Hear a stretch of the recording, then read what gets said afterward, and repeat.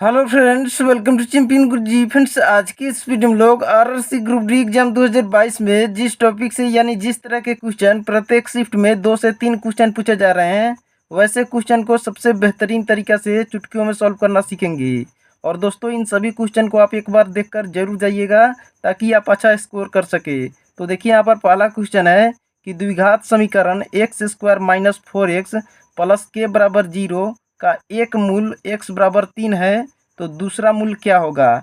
यानी एक मूल आपका दिया हुआ है और द्विघात समीकरण दिया हुआ है, तो दूसरा मूल आपको बताना है। ठीक है, तो देखिए, सबसे पहले हम क्या करते हैं, तो इस समीकरण को लिख लेते हैं जो समीकरण दिया हुआ है। X square minus 4x plus के बराबर यहाँ पर 0 दिया हुआ है। ठीक है, तो देखिए, यहाँ पर एक मूल दिया हुआ है और दूसरा मूल निकालना है। तो यहाँ पर आप जानते होंगे कि यहाँ पर x का जो गुणांक होता है, यानी x के गुणांक में जो भी संख्या होता है वह क्या होता है, तो वह होता है मूलों का योगफल। यानी मान लीजिए पहला मूल अल्फा है और दूसरा मूल बीटा है, तो यह जो x का गुणांक 4 है, यह 4 क्या होगा, तो अल्फा प्लस बीटा यानी मूलों का योगफल होगा। ठीक है, और यहाँ पर जो संख्या रहता है वह क्या होता है, तो मूलों का गुणनफल होता है। ठीक है, यानी अल्फा इंटू बीटा होता है। ठीक है, तो देखिए, यहाँ पर पहला मूल क्या दिया हुआ है, तो 3 दिया हुआ है। तो अब क्या करेंगे, मूलों का योगफल यहाँ पर क्या हो गया, तो 4 हो गया। यानी अल्फा प्लस बीटा बराबर यहाँ पर यह 4 निकल कर आ गया 4। यहाँ पर दिया हुआ समीकरण उसी में यहाँ पर x का गुणांक जो होता है ना, वह मूलों का योगफल होता है। यानी अल्फा प्लस बीटा बराबर क्या दिया हुआ है, तो 4 दिया हुआ है। और यहाँ पर देखिए, पहला यहाँ पर मूल, यानी मान लीजिए अल्फा बराबर यहाँ पर 3 दिया हुआ है और बीटा हमको मालूम नहीं है, तो पहला मूल 3 है, तो इस अल्फा के जगह पर 3 रख देंगे प्लस बीटा बराबर यहाँ पर 4 रख देंगे। ठीक है, तो यहाँ पर बीटा का मान निकाल लेंगे तो आपका दूसरा मूल निकल जाएगा। तो बीटा का मान निकालने के लिए 4 और -3 करेंगे, यानी बीटा बराबर देखिए यहाँ पर क्या निकल कर आ गया, तो 4 में से 3 घटाएंगे तो 1 निकल कर आ गया। ठीक है, यानी आपका यहाँ पर पहला मूल अल्फा बराबर क्या दिया हुआ था, तो 3 दिया हुआ था, और बीटा बराबर यानी दूसरा मूल हमारा कितना निकल कर आ गया, तो 1 निकल कर आ गया। ठीक है, अब देखिए, यहाँ पर पहला क्वेश्चन तो हम लोग सॉल्व कर लिए हैं कि दूसरा मूल बराबर क्या होगा। यह भी हर शिफ्ट में लगभग पूछा जा रहा है इस तरह के क्वेश्चन।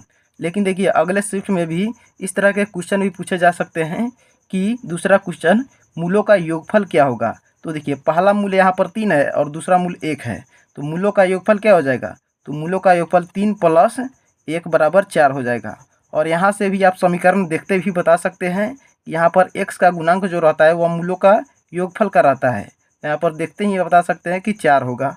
ठीक है, अब देखिए, मूलों का गुणनफल पूछेगा, तो मूलों का गुणनफल पूछेगा तो क्या करेंगे, इसी तरह से निकाल लेंगे।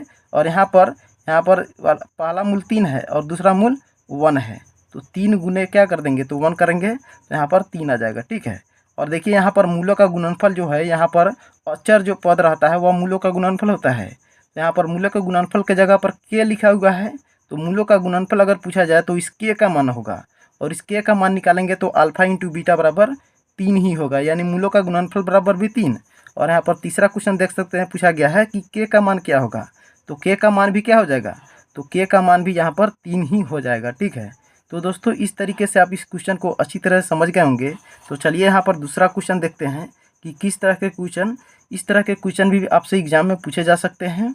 तो देखिए, यहाँ पर क्वेश्चन है कि द्विघात समीकरण x square minus 6x minus 27 बराबर 0 के मूलों का योग और मूलों का गुणनफल आपको बताना है। ठीक है, तो देखिए, यहाँ पर सबसे पहले क्या करते हैं, तो समीकरण को लिख लेते हैं। तो यहाँ पर समीकरण है x square minus 6x minus यहाँ पर 27 बराबर 0 है। ठीक है, तो देखिए, आप द्विघात समीकरण का स्वरूप जानते होंगे कि द्विघात समीकरण का स्वरूप क्या होता है, तो A x square plus B x plus C बराबर 0 होता है। ठीक है, तो यहाँ पर देखिए, एक्स स्क्वायर के जगह पर एक्स स्क्वायर है और एक्स के पहले कुछ भी नहीं है, तो यहाँ पर एक छुपा हुआ है, और एक्स स्क्वायर के पहले यहाँ पर क्या है, तो ए है। यानी यहाँ से आपको देखने से पता चल रहा होगा, इसमें कंपैरिजन करने से आपको पता चल रहा होगा कि इस ए के जगह पर क्या है, तो ए है, एक है, तो ए बराबर 1 पता चल गया।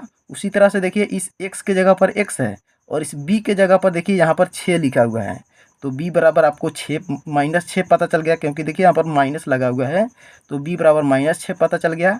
और इसी तरह से यहाँ पर देखेंगे तो अक्षर पद देख सकते हैं, यहाँ पर c है और यहाँ पर क्या है, तो -27 है, -27 है, तो c बराबर -27 पता चल गया। तो अब देखिए यहाँ पर मूलों का योग और मूलों का गुणनफल निकालना बहुत ही आसान होता है। मूलों का योग का फार्मूला क्या होता है? मूलों का योग कहने का मतलब अल्फा प्लस बीटा बराबर क्या हो जाएगा? तो अल्फा प्लस बीटा यानी मूलों का योग का फार्मूला होता है -b/a, आप याद रखिएगा। ठीक है, यहाँ पर देखिए b बराबर यहाँ क्या पता चला है? तो -6 पता चला है। यहाँ पर पहले से एक माइनस है और यहाँ पर b बराबर -6 है तो -6 लिख देंगे। और बाटा यहाँ पर a है, बाटा में a, तो a बराबर क्या है? तो 1 है, तो बाटा में 1 लिख देंगे। तो देखिए यहाँ पर माइनस और माइनस क्या हो जाएगा? तो प्लस हो जाएगा, +6/1 यानी 6 यहाँ पर क्या हो जाएगा? तो मूलों का योग यहाँ पर निकल कर आ गया। ठीक है, उसी तरह से देखिए यहाँ पर मूलों के गुणनफल का फार्मूला क्या होता है? तो मूलों का गुणनफल का फार्मूला आप याद रखिएगा, c/a होता है। ठीक है, तो देखिए यहाँ पर इस समीकरण में यहाँ पर c बराबर क्या है? यहाँ पर c बराबर -27 है, यहाँ पर -27 रखेंगे। और बाटा a बराबर क्या है? तो 1 है, तो 1 रख देंगे। यहाँ पर देखिए -27 में 1 से भाग करेंगे तो किसी भी संख्या में 1 से भाग करने पर वही संख्या आ जाता है, यानी -27 में 1 से भाग करेंगे तो -27 ही आ जाएगा और यही आपका मूलों के गुणनफल का आंसर हो जाएगा। ठीक है, तो दोस्तों इस तरीके अगर क्वेश्चन अगर आपके शिफ्ट में ग्रुप डी एग्जाम 2022 में आते हैं तो आप बहुत ही आसान तरीके से इस तरीके से सॉल्व कर सकते हैं। तो दोस्तों वीडियो अच्छा लगा है तो वीडियो को लाइक कर दीजिए, चैनल पर नए तो चैनल को सब्सक्राइब कर लीजिए ताकि ऐसी वीडियो आपको रेगुलर मिलती रहे।